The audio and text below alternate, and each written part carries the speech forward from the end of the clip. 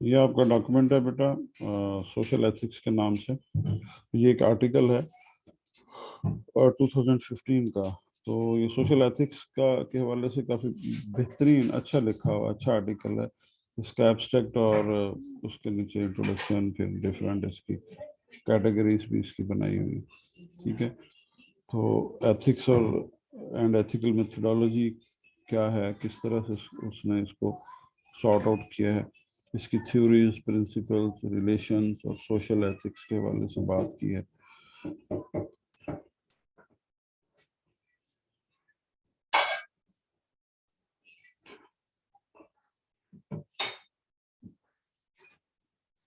ये shift from individualism toward rights and duties in the community. अकेले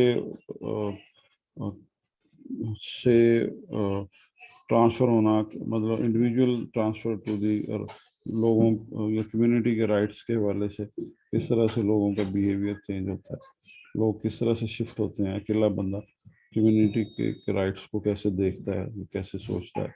public health ethics as a link between health care and social ethics. ये major points हैं इसके। इसको बेटा इसमें मेडिकल एथिक्स, सोशली जो जो जो भी पैरामीटर्स हैं उससे रेलेवेंट थोड़ी थोड़ी डिस्कशन है इसके अंदर। मेडिकल एथिक्स की बात की हुई है। इंटरडिपेंडेंस,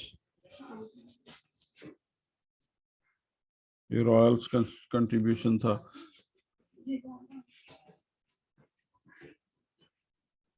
ये जो ब्लू आपको नंबर नजर आ रहे हैं 1997, 2006, जैसे ये रेफरेंसेस हैं, मींस के इन आर्टिकल से इन्होंने हेल्प ली हुई है ये आर्टिकल लिखने में। Social contract, solidarity, responsibility and social ethics क्या है, फिर एंड पे उसने इसको कंक्लूड किया हुआ है। तो ओवरऑल पूरे आर्टिकल में इसका जो कंक्लूजन है बेसिकली समराइज किया हुआ है। तो आपने इस कंक्लूजन को कॉपी करके नहीं लिखना, आपने पूरा आर्टिकल ऊपर से नीचे तक देख पढ़ना है। पढ़ने के बाद उसके मेजर पॉइंट्स जो हैं वो आपने राइट डाउन करने हैं। तो ये एक्टिविटी नंबर 2 है आपकी सोशल एथिक्स के हवाले से। उसको डिफाइन करें। एब्स्ट्रैक्ट और कंक्लूजन आप छोड़ दें इसमें से, वो आपने नहीं लिखना। एब्स्ट्रैक्ट तो पेपर को स्टार्ट करने के वाले से समरी होती है, और कंक्लूजन जो है वो पेपर कंप्लीट एंड करने के बाद का उसका कंक्लूजन या समरी होती है। दरमियान वाला जो पोर्शन है उसको आपने पढ़ना है। पढ़कर जो इम्पोर्टेंट इसके पॉइंट्स हैं, की पॉइंट्स हैं, वो आपने राइट डाउन करने हैं। उसको बुलेट्स में लिख सकते हैं, नंबर्स में लिख सकते हैं, इसमें कोई प्रॉब्लम नहीं है।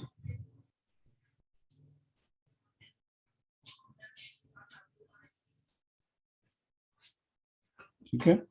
और एब्स्ट्रैक्ट में देखें कि the ethical values and behaviors are not only abstract terms, but they are refined and conceptualized by real life experiences. ये कोई abstract term नहीं है जिसको आपने conclude करके या बिल्कुल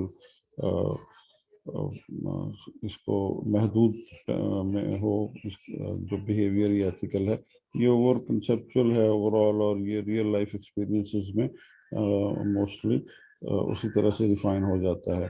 The social context where the actions of humans can be analyzed by ethical decision making is entirely relevant to deliberate on what is the right thing to do and what the moral agent should do, since the ethical values and principles response to the actual practices of life and to the needs of humans in the society.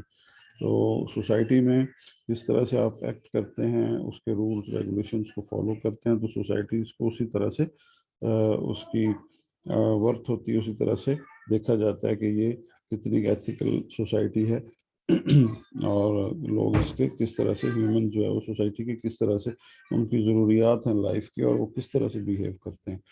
This elaboration likes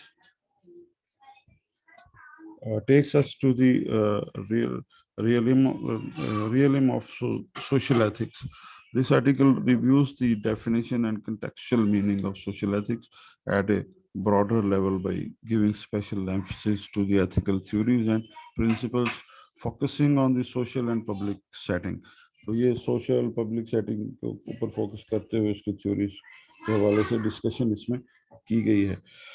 ठीक है, आप इसको इसी तरह से पढ़कर बहुत important जो की पॉइंट्स हैं वो राइट डाउन करने हैं। एक्टिविटी नंबर 2 है आपकी। अभी टाइम खत्म होने वाला